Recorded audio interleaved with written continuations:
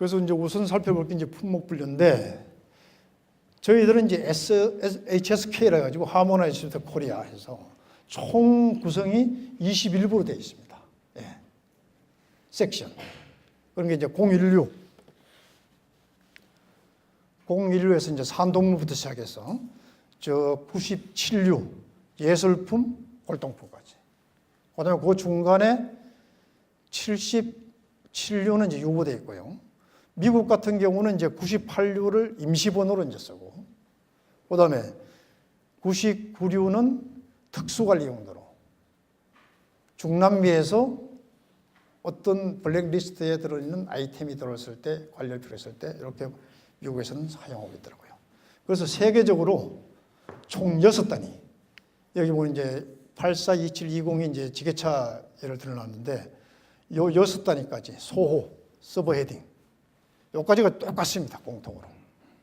어디 할 것 없이. 그래서 아마 수출입 통계 자료나 모든 데이터가 6단위 기준으로 돼서 나와요.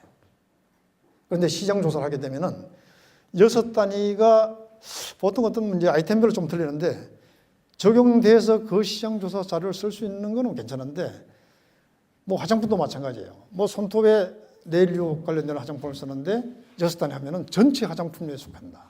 그러면 내가 팔고자 하는 우리 제품에 맞는 시장 조사 자료로는 좀 충분치 못한 그런 패턴이 있습니다. 네. 그리고 이제 우리나라는 10단위를 쓰고 있는데, 미국, 중국도 마찬가지로 10자리, 일본은 9자리, 이유는 8자리. 네. 그리고 총 아마 지금 현재 1200한 호로 기준하면 한 44호, 그 다음에 5200 한 25호, 소호 정도, 이렇게 이제 분류되어 있습니다. 예를 들어서 기계류에 한번 살펴보면은, 기계류는 보통 한 16, 17부에 좀 속해 있는데, 84류가 이제 보일러 기계류예요. 그래서 기계류를 5개 부분으로 헤딩으로 나눠져 있습니다. 기능별로 이제 나눠져 있고, 산업별, 용도별. 우리가 흔히 이제 바깥에서 보는 이제 크레인, 굴삭기, 지게차, 이런 게 이제 8425에서 8478까지 나눠져 있고, 그다음에 이제 프레스라든지 산업용 로봇, 이게 이제 84795, 그다음에 이제 기타 부품은 다 있고, 그다음에 이제 856, 이거는 이제 기능별로 뭐 전지다, 진공청소기 외에 전열 이렇게 나눠져 있고, 부품품. 그다음에 86류가 철도 차량, 87류가 일반 차량으로 되어 있는데, 일반 차량은 이제 차종에 따라서, 성용차는 8703에 이제 분류되어 있고, 화물 자동차는 8704. 이제 88류가 항공기, 89류가 선박으로 분류되고 있습니다. 그런데 이제 문제는 여기 이제 부분품이에요. 이런 구조 하에서 이제 산업기계나 자동차나 여기에 필수적으로 들어가는 부분품 같은 경우는 HS 코드를 분류하기 쉬운데, 여기 밑에 써놨다시피 84, 85, 876 이외에 27류부터 시작해서 총 13개류의 부품이 분포되어 있습니다. 그래서 이 제품이 어떤 CBU라든지 KD로 나갈 때 이 자동차의 이 건설 장비에 들어가는 부품으로 분류하게 되면은 여기 84, 85, 87류에 들어가면 되는데, 부품만 따로 할 때는 어디에 적용할지가 조금 헷갈릴 때가 많아요. 그럴 때는 보통 수출하는 입장에서는 상대국 수입국의 관세가 낮은 그런 부품에 적용하려고 그러고, 수입국 입장에서는 세관에서 관세를 많이 이제 부과하는 그런 코드, HS 코드를 적용하려고 그러죠. 그래서 최종적으로 HS 코드는 수입국의 바이어하고 협의해서 수입국 관세청 당사국에서 정해주는 그런 바이어가 우선이다. 네, 우선. 그게 뭐 100%는 아니지만은 보통 그리 흔히 우리 예를 많이 들지 않습니까? 초창기에 스마트폰을 독일에 수출했을 때 독일 세관에서는 이게 DMB, 카메라, 이 기능이 워낙 좋아서 이걸 갖다 스마트폰, 폰이 아니고 14%의 관세를 부과하는 TV 수신기의 DMB 폰으로 분류했다. 14% 관세 분리라. 그런데 스마트폰 IT 제품으로 관세가 어디 할 것 없이 제로 되겠지. 그래서 그게 좀 악의가 좀 있어요. 법정까지 가고 뭐 그런 적이 있어요. 그럴 때는 이제 이 규정에 따라서 서로 좀 논쟁이 좀 해야 되겠지만은 일반적으로는 수입국에서 지정해주는 그것을 따르는 게 우선적으로 편하다. 그러고 이제 또 인정 문제. 지금 FTA다 또 뭐 저 FTA 되기 전에 WTO다 해서 이제 특혜 관세율 이래가지고 그 우선적으로 무역에 있어서 장벽이 되는 관세율은 지금 상당히 많이 낮아졌습니다. 또 제로, 영세율 없어지거나. 그러다 보니까 선진국들에서 보호무역주의가 확대되면서 최근에는 이 TBT, 기술무역장벽, 그러니까 비관세 장벽, NTB, 이게 확대되는 추세에 있어요. 그래서 처음에도 말씀드렸다시피 기본적인 인정은 받아야 되고 추가적으로 환경 관련되는 이러한 인정을 많이 요구하더라. 그거 할 수 없어요. 어떻게든 거기에서 요구하면 인정을 맡아서 해야 되고 또 하다 보면은 내수기업들 하다 보면은 화장품을 수출하려고 그러는데 주 유럽에 CPNP 규정도 인정도 없이 하더라겠지. 그런데 우리 사장도 참 배짱은 대단해. 없어도 된다 이거야. 사실 틀린 말 안 해요. 내가 당장 여기서 파는 리스크가 있고 딜러한테까지는 없어도 돼. 그렇지만은 최종 소비자한테 팔 때는 있어야 된다. 그래서 인정을 내가 못 받으면은 바이어, 그러니까 딜러가 되는 거죠. 최종 엔드 유저원이. 딜러라도 현지에서 받아야 된다. 그 다음에 FDA, 식품, 약품. 그리고 이제 할랄이 또 요새 최근에 대두가 많이 되죠. 그 다음에 이제 그 뉴노멀로 그린, 녹색 관련되는 그 환경, 친환경, ROHS, 크롬이라든지 납 성분. 그 은박지로 만든 그 고기 굽는 기계, 저 조그마한 이런 아이디어 제품을 만들었어요. 그것도 1년에 EU로 국가로 수출하는 양이 1톤이 넘으면은 ROHS 리치 인정을 받아야 돼. 몇백만 원, 몇천만 원 들더라고. 그래서 좀 저 멘트 업체도 고민이에요. 지금 뭐 몇만 불 내지는 이제 수출 초보 단계인데 꼭 받아서 해야 될지.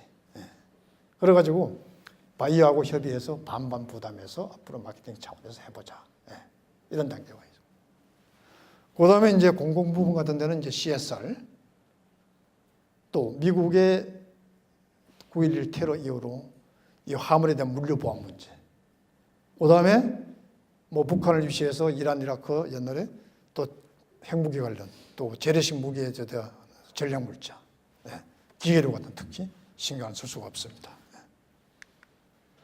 그래서 할랄에 대해서 잠깐 살펴보면은 이슬람법이 허용하는 것, 이걸 이제 할랄이라고 하는데 돼지고기나 금지되는 풍무, 이걸 이제 하람이라고 합니다. 그래서 무슬림이 먹거나 사용할 수 있도록 이슬람 율법에 따라 도살, 처리, 가공된 것. 강제적으로 이제 인증이 필요한 것도 있지만은 뭐 말레이시아나 인도네시아나 일부는 권장 사항으로.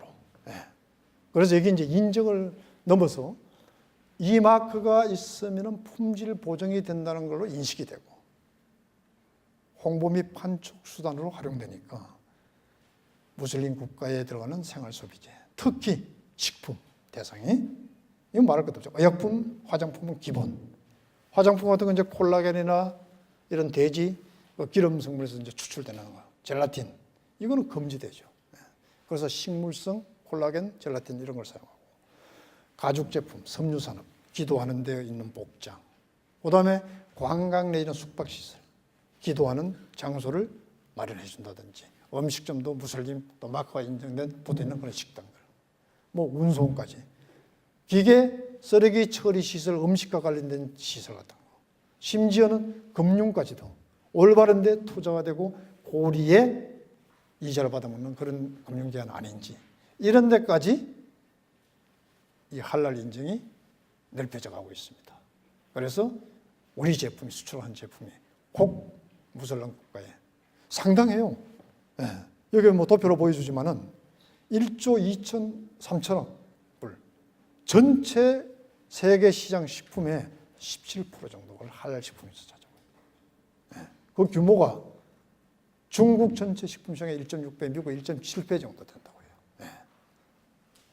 참조하시고요. 네. 그다음에 이제 국가별로 인정을 살펴보면은 미국의 이제 UL, FDA 기본이죠. 네. 캐나다, EOC, ROHS, 리치, 네. 중국 CCC 이런 게 있으면 참조하시면 되겠습니다. 네. 그다음에 이제 해외 인증 정보 시스템에 대해서 고민이 많은데 여기에는 하나 이제 한국산업기술시험원에서 운영하고 있는 사이트를 소개해드렸는데 코트라나 무역협회나 상담해주고 내가 직접 들어가서 정보를 캐치하더라도 자문해주고 컨설팅이 많으니까 활용하시고요. 문제는 비용. 이게 가장 큰 문제인데 그 중소기업 수출지원센터에서 인증 지원 사업을 갖다가 좀 하고 있고요. 중국은 또 특별히 워낙 또 시간도 많이 걸리고 많다 보니까 이렇게 지원 사업을 해주고 있는데 보통 한 2월, 6월, 9월인가 연간 3회에 걸쳐서 공고를 하고 보통은 1년에 한 4건의 맥스 한 1억 원 범위 내에서 자부담이 한 30%, 한 70%까지 지원해 주죠. 그래서 이걸 활용해서 하는 기업들이 많이 있습니다. 그다음에 이제 그 추가 사항으로는 이제 KTR, 한국화학식품연구원 이런 데 자료도 좀 참조하시면 될 것 같고. 그다음에 이제 인정 외에 여기 이제 국내 중소형 플랜트 기자재 영산업체들을 이어 가지고 한국기계산업진흥회에서 그 밴더 등록 신청하는데 중동 지역이라든지 인도 동영사무소 여기서 지원해 주고 있는데 기타 이제 다른 제품 같은 경우는 이제 각종 그 제품의 협회라든지 또는 관련 지자체 여기에서 지원해 주는 지원 사업을 활용 좀 하시면 되겠습니다.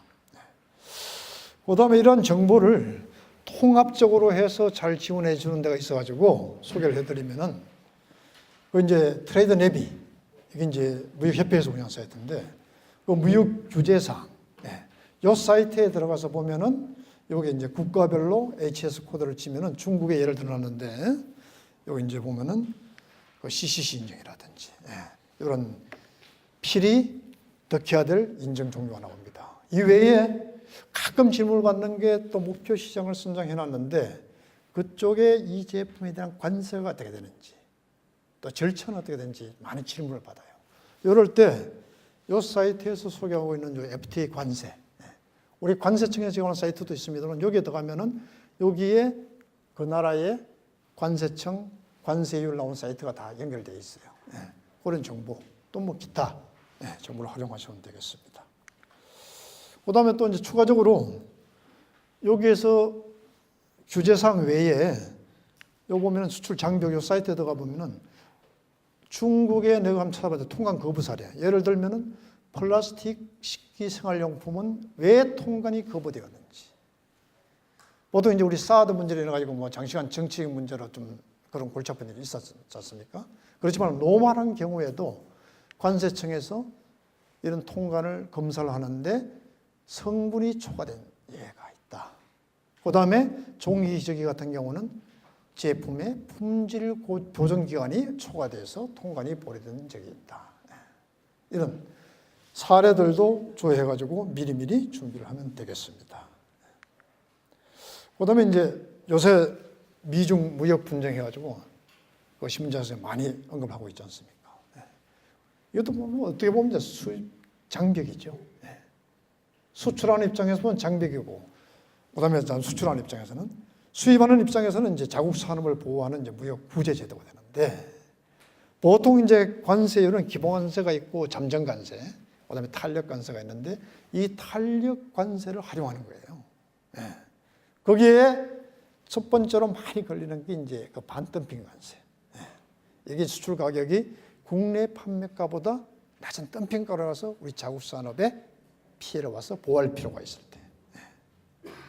저희들도 제가 실제로 당해봤습니다. 지게차를 미국에 수출할 때 와서 국내 판매가, 세무자료, 뭐든 다 조사해요. 또 가끔 미국에서 우리나라 무기를 수출한다. 수입해 간다. 이럴 때 대응하는 그런 또 수출입, 서로 이제 후회원처과에서 하는 게 있습니다. 이럴 때 우리나라에서 수출해가는 품목이 마땅치 않을 때, 그럴 때 이러한 그 수출, 반도체 관세 때려가지고 그거를 어떻게 활용해서 그 채울 그런 목적 이런 것들도 있고, 그다음에 뭐 상계 관세라든지 긴급 수입 지원. 요번에 우리가 이제 철강 같은 경우도 많이 받았잖아요. 예. 이런 게 어떻게 보면 이제 반도체 관세, 상계 관세 이런 게 종합해서 받는 거고. 이게 엔티덤핑 관계는 그 중국이 세계적으로 제일 많이 받고, 예. 여기 제소라고 되는데 제소를 받는 순으로 보면 우리 한국도 많아요. 그리고 요새는 미국뿐 아니고 뭐 아시아 국가에서도 우리 제품에 대해서 어떤 반도체 관세 때리고. 예. 그리고 이런 게 이제 발생되면은 우리 그 무역협회에서 수익규제통합지원센터에서 이런 이제 수수료 접수합니다. 예. 그래서 같이 공동 대응할 필요가 있고. 그 다음에 이제 그 탄력관세 이외에 탄력관세는 이제 뭐 보복관세, 조정관세 이런 게 있으니까 참조하시면 되겠습니다.